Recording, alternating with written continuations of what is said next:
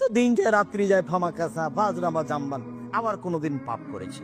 পাপ করার পরে আবার বলছে রব্বি আজনাম তো ফাগফির, প্রতিপালক আমি পাপ করেছি, তোমার ক্ষমা করো।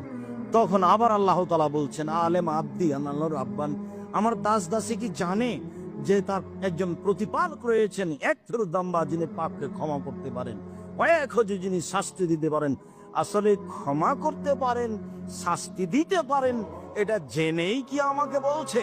যদি জেনেই বলে গাফারতুল্লাহ, তা ক্ষমা করে দেব। বলতে বলতে বলছেন ফাফি ইয়াফাল ইয়াফাল মাকাদা, তার জীবনে যদি বহুবারও ঘটে থাকে আর এমন করে থাকে, আমি তাকে ক্ষমা করে দেব। এর অর্থ এই নয় যে বহুবার করতে বললেন, এর অর্থ এই যে পাপ করে যেন মানুষ নিরাশা না হয়।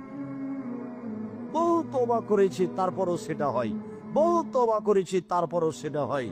একটা হলো নিশা যখন হয়ে যাবে, খুব তওবা করলেন।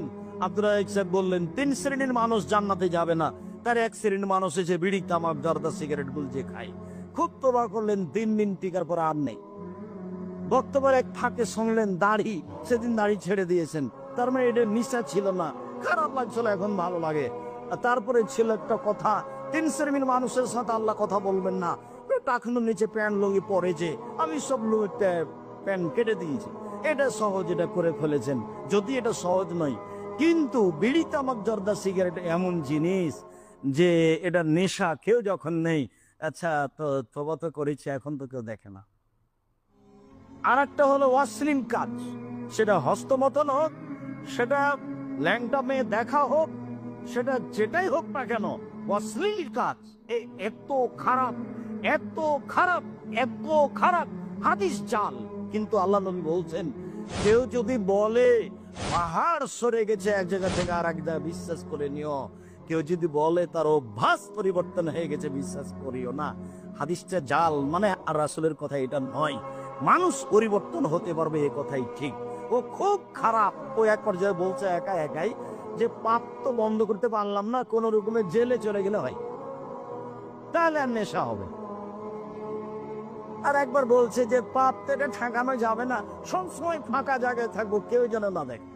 ও মনে মনে বলছে, তার মানে খুব চেষ্টা করে কিন্তু নিজেকে টিকিয়ে রাখতে পারে না। অভ্যাস খুব খারাপ জিনিস, যার কারণে মানুষে বলে অভ্যাসের দাস।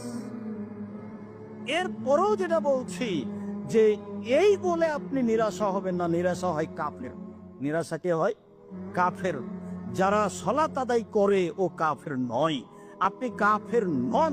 পৃথিবীর কোন যুবতী যারা আল্লাহকে বিশ্বাস করে, যারা নবীকে বিশ্বাস করে, সে যেন তার পাপের কারণে নিজেকে কাফের মনে না করে।